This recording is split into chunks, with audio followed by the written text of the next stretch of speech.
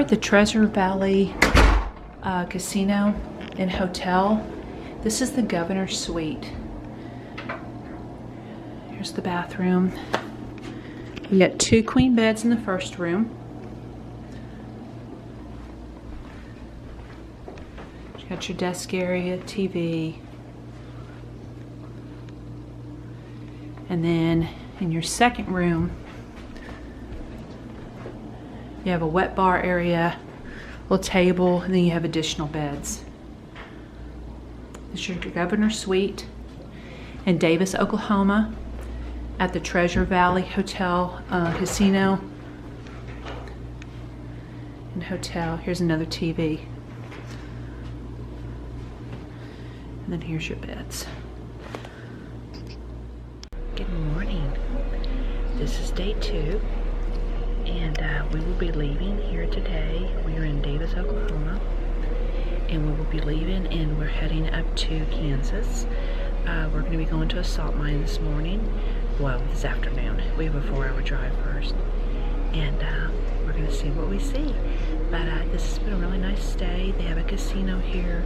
There's a business center, but it's closed currently, and the pool is closed, an indoor pool, due to COVID. But otherwise, it's been really nice. The casino's open from all day, with the exception of 4 a.m. to 8 a.m. and that's when they do their deep cleaning. But otherwise, it's all closed. But let's finish getting ready so we can get back on the road and head into Kansas and go into Hutchinson, Kansas, where we'll be staying the night, and going to the salt mine. So we'll see you then. It's like 5:30 in the morning right now, so it's really early. See you then.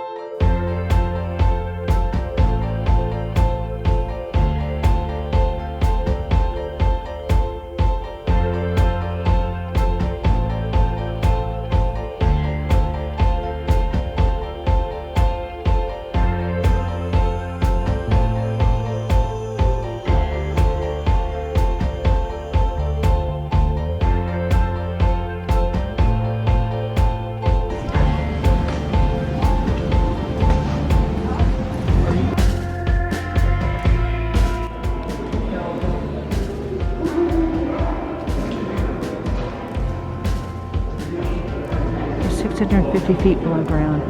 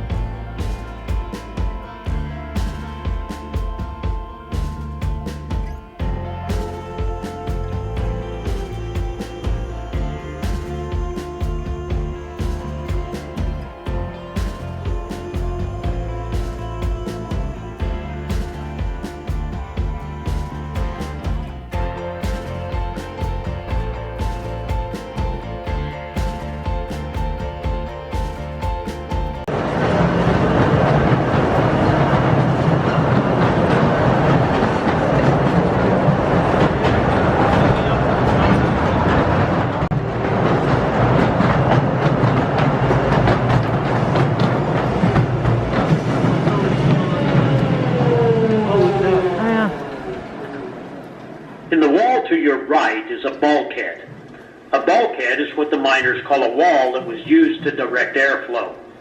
This bulkhead is made of 1.5-inch thick tongue and groove planks supported by 6-inch by 6-inch timbers and sealed with black tar paper on the backside to keep air from that part of the mine from coming into this side. It was slowly being crushed by the roof, but as you can see, it finally came down.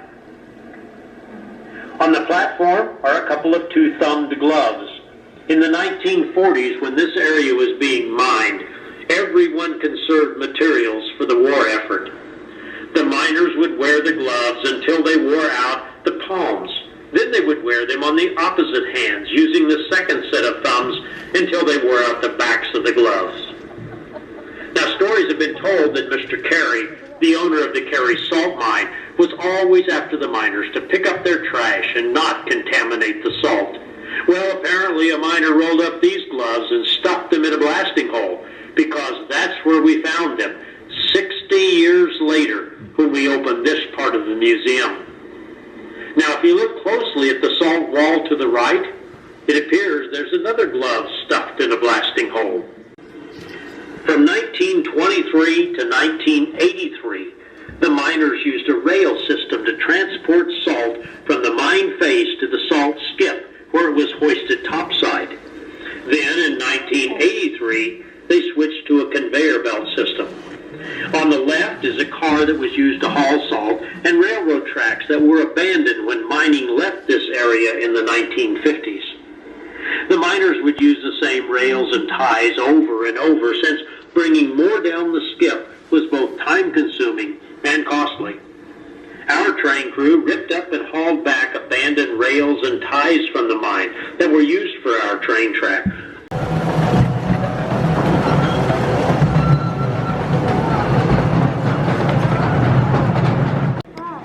Everything that comes down in the mine stays in the mine. And if you look at the lit area, you'll see that this is even true of mining trash. Now, we know this area was mined in the 1940s and used as a break area in the 1950s. And we found many name brand products in this trash pile from that time period, and some of which are still around today. There are a couple of things that we noticed here. One, there's a calendar from 1953 on the floor by the rocks on the left. And two, when we found it over by the pillar, the gray trash can, well, it was empty. We consider all these items to be artifacts, which only proves one person's trash is another's treasure.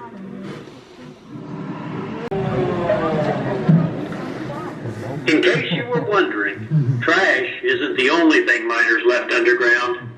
And apparently this area was used as a restroom. Oh, no fancy porta pots here. And they weren't very careful with the toilet paper either. And this is one reason we say, don't lick the salt.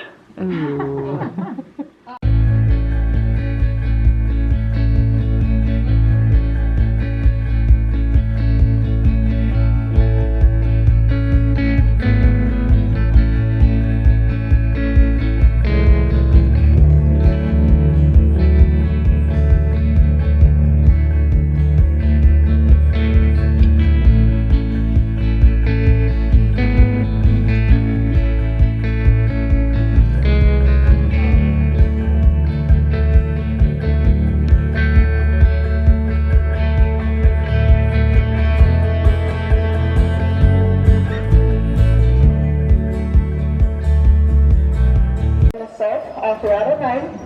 1983 is when they switched over to the conveyor belt system, which they actually still use to this day. Next up, I'm going to have you guys take a look at the orange locomotive off to our left. This is nicknamed the Galloping Goose for two reasons. The first reason being that long gooseneck that reaches up to the cable, which gave it its power. And the second reason being, when this thing stopped and started, it did shake very violently. Therefore, the miners were just not a huge fan of it. And despite the number 1 being written on the side, it was used as a backup engine. Called a crystal pod. This crystal pod was formed 275 million years ago when there was a shallow salty sea above Kansas. During the dry periods, the salt brine, which is a salt and water mixture, sank through the cracks in the ocean floor, pooled up here, and as you guys can see by the darker line below, The sediment fell to the bottom, leaving that crystal pod to be nice and pure.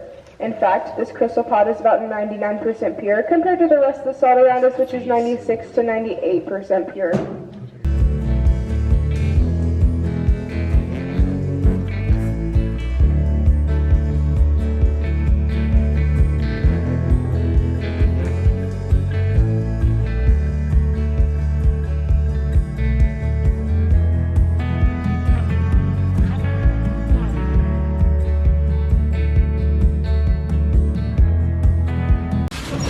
As you guys can see, it very much does look out like a soil from. Once again, it is 99% pure compared to the rest of the salt around us, which is 96 to 98% pure. Some of those impurities just include things like mud, sand, silt, dirt, fish poop, all that kind of fun stuff that was in the ocean while it was an ocean. We're also actually never going to know how large this crystal pod is, considering this is one of our supporting structures. It'd be kind of silly for us to take out a big portion of it just to try and figure it out. A floor heave. This floor heave is basically caused by that pillar pushing against the ground, and the ground is coming up around it in rebellions. To give a real-life example as to how this works, if you were eating mashed potatoes and gravy at the dinner table, and you put your gravy ladle into your mashed potatoes, the mashed potatoes will come up around that ladle. That is exactly as to what is happening here. Of course, that is an example of the dinner table compared to 650 feet beneath the ground. If this were an active part of the mine, they would just call that puppy over and move along with their day. But if not properly taken care of, this can become dangerous because they do become hollow over time. Fun fact about salt, it is elastic, therefore it does bend before it breaks. So usually we can catch these things before they do become a problem. In fact, every day before we open, we monitor any place anyone walks, drives, or rides. We take out those bars in both the yellow and the white. They're called scaling bars, and we knock down any loose pieces of salt we happen to find. This truck also actually has an electric motor with a 300-foot extension cable. We were one of the first ever mines to have clean air down here. Anything that is ran down here is either saltwater powered, uses soybean oil, or obviously has an electric motor as well. This 150-foot wall here is holding up the pressure above us. Now, because this is a stress attractor wall, it is actually moving and pushing down. And as it is pushing down, the floor is pushing up. So if we notice right back here, the floor is actually cracked. And we are sitting right on top of that cracked floor. But if you look over to the wall where the floor meets the wall, right there, the floor is actually heaved up about 2-3 feet. This is called a floor heave because that salt has nowhere to go when that is pushing down, but to turn around and heave back up around the outside edges. This salt is called muck. In the 1950s, when they were mining in this area, the miner would bring these big chunks of salt, like the one we see right here in front of us, or maybe that one over there, up to the top side, set it out into a field, and the farmers would come and take a pick out of it for their salt, for their cattle, for salt licks. What we have down here is we have 4 very distinct strata layers. And a strata layer is a thick layer of mud that separates 2 layers of salt. And we can see our 6-foot strata layer right here. That's that thick layer of mud. And then we have a 10-foot, a 13-foot, and a 17-foot. We are underneath the 10-foot. So all of this is that 10-foot layer of mud. Now the distance between the 6-foot and the 10-foot right here is called a beam of salt. So in the early days of the mine, the miners did not know that there was all these beams. So they would harvest underneath that 6-foot layer, and that's all the taller that the mine was in the 20s and 30s, was 6 feet. Then by accident, trial and error, they accidentally got up into this next beam and realized we can go a little bit farther. So then they started harvesting at 10 feet. But if we look off over here, we know now that something unique happened in this area. If we look right up into here, what was the miner doing up here? He was harvesting too far up into that next beam.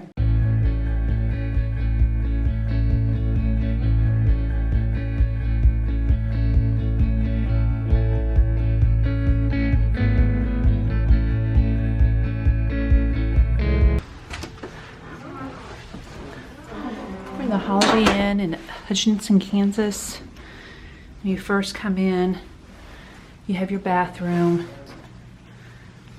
This is a 2-bedroom suite. It sleeps 6. So we also have a the sofa. So here's where you hang your clothes up and stuff. This is your sofa that folds out. There's your 2 beds. You got your coffee maker, your microwave, refrigerator, TV. This is right in the center of town. There's an Arby's and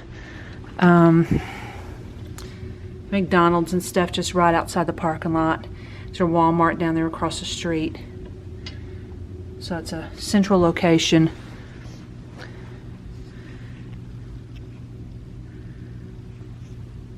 They have a breakfast and a pool and a hot tub. And currently they are all open, even with COVID.